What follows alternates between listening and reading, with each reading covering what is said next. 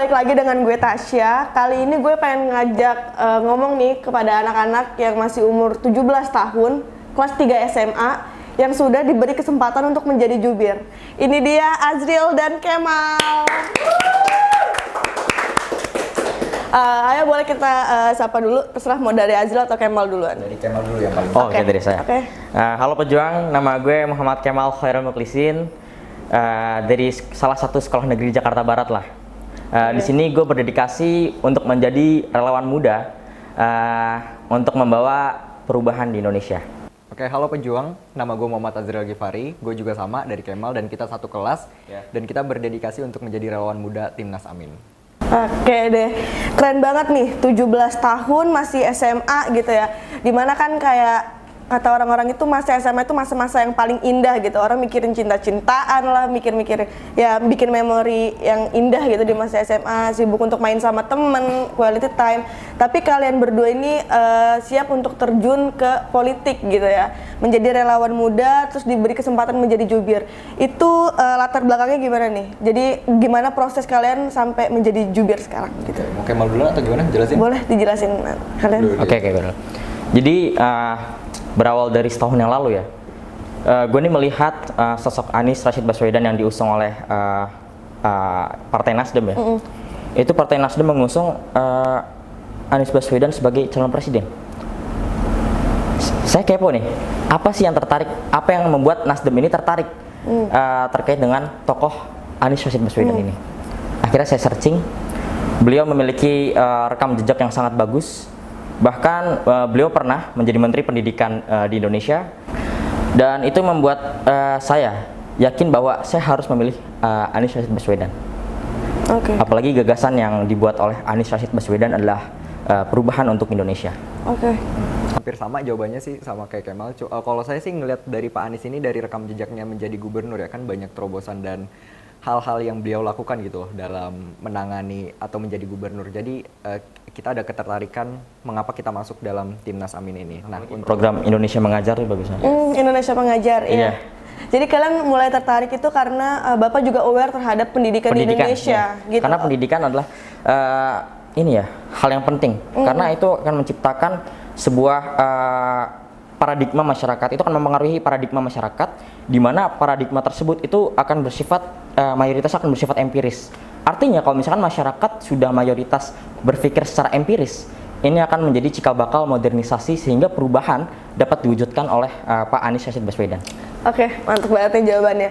Nah, balik lagi ke sekolah nih ya. Kalian kan masih 17 tahun, masih sekolah, sekarang kelas 3 kan, pasti lagi mau ujian segala macam. Nah, gimana sih tanggapan guru mungkin atau teman-teman yang tahu gitu, apakah sekolah itu memperbolehkan untuk teman-teman langsung menjadi jubir gitu? Karena kan mungkin banyak penonton dan teman-teman pejuang yang belum tahu kalau misalkan oh ternyata anak muda ini udah bisa loh langsung terlibat karena kita udah dibatas untuk memilih misalkan 17 tahun gitu, atau gimana? Boleh dijelasin? Untuk pertama ya, dari respon dari teman-teman ya. Pertama kan kita waktu ngedengar beritanya atau pas pengumuman Timnas Amin itu, kita kan ada rasa deg-degan dan menunggu nih kayak apakah kita masuk atau enggak nih. Itu inget banget itu pas kita lagi jam sekolah ya, Mal ya. Abis itu ya lagi istirahat, pas kita lihat ada nama kita nih, Kemal Khairul, abis itu Azril Ghifari. Nah di situ pengumumannya padahal malamnya itu ya. Iya, malamnya itu. Nah, terus kita ngeceknya tuh pas paginya dan kita tuh emang kaget. Kita tuh seheboh itu gitu loh di kelas mendapat kepercayaan dan menjadi jubir muda. Nah, teman-teman kita kayak, "Hah, yakin emang bisa gitu-gitu." Tapi memang di balik itu teman-teman juga mendukung gitu loh. Nah, kalau untuk guru awalnya kita agak sedikit ragu juga nih Kak, kayak aduh ini lingkup pendidikan juga nih, bagaimana ya? Tapi kita berdua juga pasti menyesuaikan kok baju yang kita pakai itu nantinya bagaimana. Awal gurunya itu yang tahu memberi ucapan selamat itu salah satu guru tuh mengucapkan kita selamat kan. Abis itu ya udah kita mengambil tarik lurus, berarti boleh nih ya kita masuk ke seperti ini nih. Nah, itu malam tuh Kak, guru kita tuh ngasih ucapan selamat. Nah, besok paginya juga ada beberapa guru lagi yang ngucapin selamat dan kita langsung kayak, oke lah Mal ya, aman kali ya di sekolah kayak gitu. Jadi bukan yang kayak minta izin dulu baru dideklarasi, tapi dideklarasi dulu baru guru yang mengucapkan selamat gitu ya. Jadi bukan kalian yang kayak, Bu kita boleh nggak kita mau jadi jubir gitu, bukan. Jadi mereka yang tahu sendiri dengan pengumuman itu. Iya. Berarti guru-guru juga aware ya sama pengumuman timnas itu sendiri. Iya, berarti ya aware dengan murid dan pengumuman timnas itu. Oke deh. Terus nih, kalian tuh langkah-langkah apa sih yang mau kalian lakuin ke depannya, kalian sebagai jubir muda gitu kan, untuk mempresentasikan anak muda. Langkah-langkah apa yang bakal kalian lakuin untuk tim pemenangan Amin ini ke depannya? Boleh dari mungkin karena kan dalam berpolitik itu kan artinya kita mempengaruhi orang lain ya. Iya, betul. Mempengaruhi pola pikir orang lain. Jadi saya rasa yang saya observasi, walaupun observasi pribadi ya, saya melihat bahwa anak muda ini sedang dilanda krisis untuk berpikir secara kritis. Nah, hal ini yang menjadi masalah pokok utama kami, bahwa anak muda harusnya berlatih untuk berpikir secara kritis.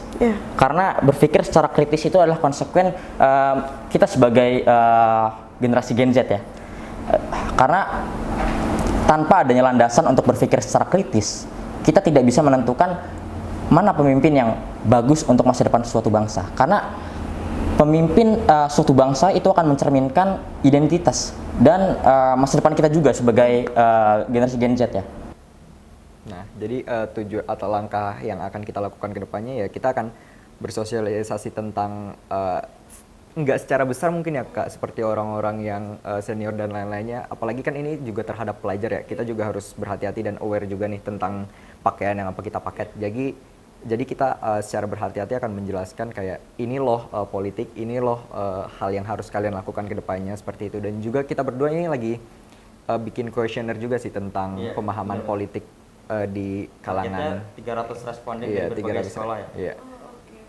Berarti nantinya kalau misalkan kalian lagi menjalankan tugas nggak bakal bawa tuh ya kayak uniform, pakai baju sekolah segala macam, nggak bakal itu kan? Nggak bakal. Soalnya emang udah ada perundang-undangan yang melarang itu sih Kak. Iya.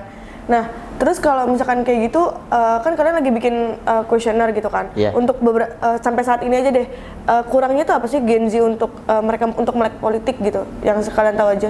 Kurangnya ya, mungkin karena responder kita masih juga belum mencapai target, jadi kita ambil dari beberapa yang udah kita sampel aja.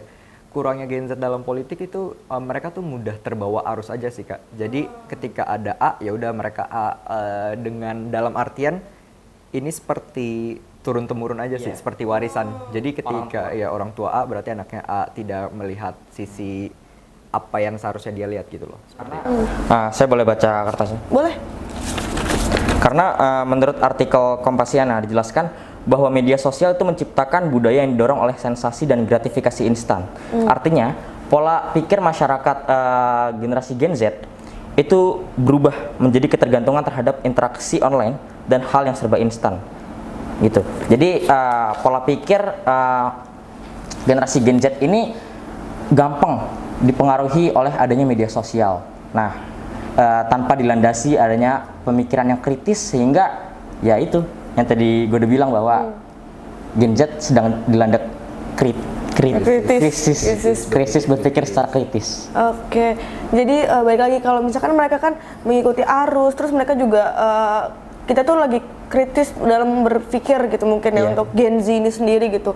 Berarti kan kalian menyiapkan strategi-strategi itu sendiri, kayak udah bikin mulai kuesioner, nantinya dari hasil-hasil tersebut kalian bisa berarti hasilnya itu kalian bisa menyebutkan kayak apa sih kurangnya dan apa dari strategi yang bakal kalian lakukan ke depannya. Boleh tahu dong satu pertanyaan dari kuesioner itu sendiri, apa yang paling penting di dalam kuesioner kalian itu? Yang terakhir kita paling enggak sih, itu malah jawaban akhirnya. Mungkin yang paling penting itu seberapa paham kuesioner atau seberapa paham orang tentang politik sih. Kita kan memiliki 5 pertanyaan. Nah, salah satu pertanyaan yang menurut kita penting itu seperti itu, kayak pemahaman politik kalian tuh sampai mana sih, seperti itu.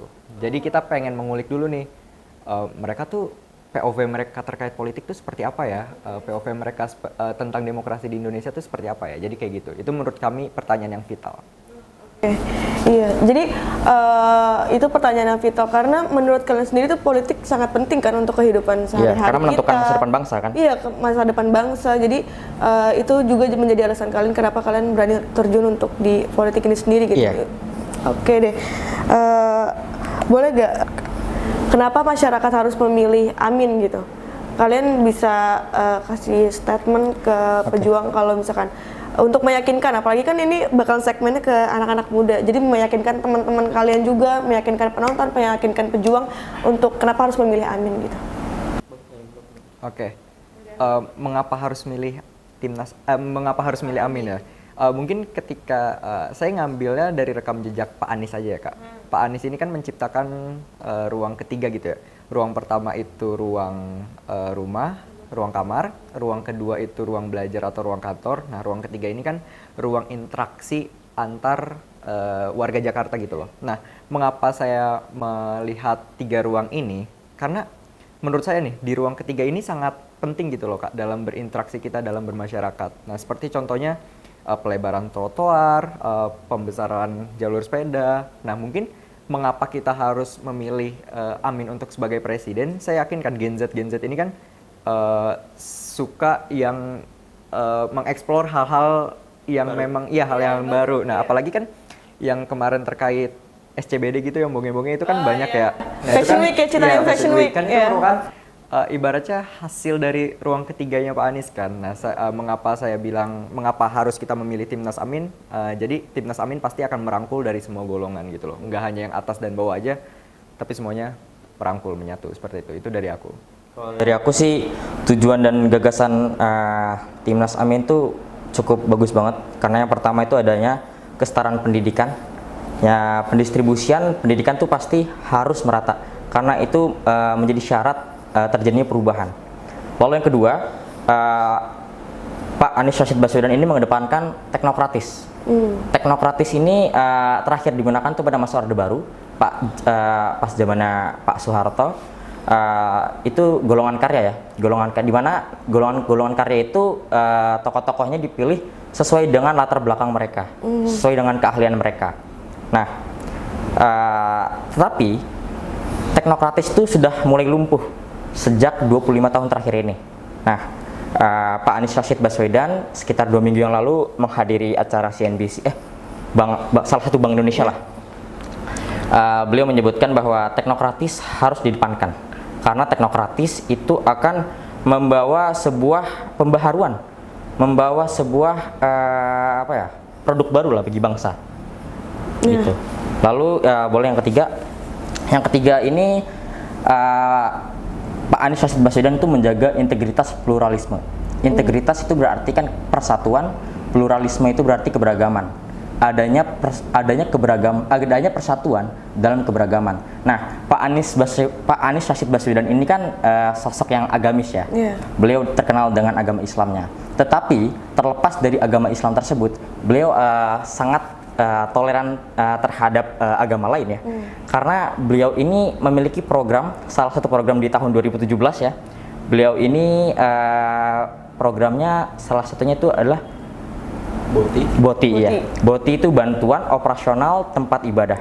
Beliau membangun gereja, beliau mensubsidikan tempat-tempat ibadah seperti gereja, masjid, bahkan vihara, lalu dan lain-lainnya lah.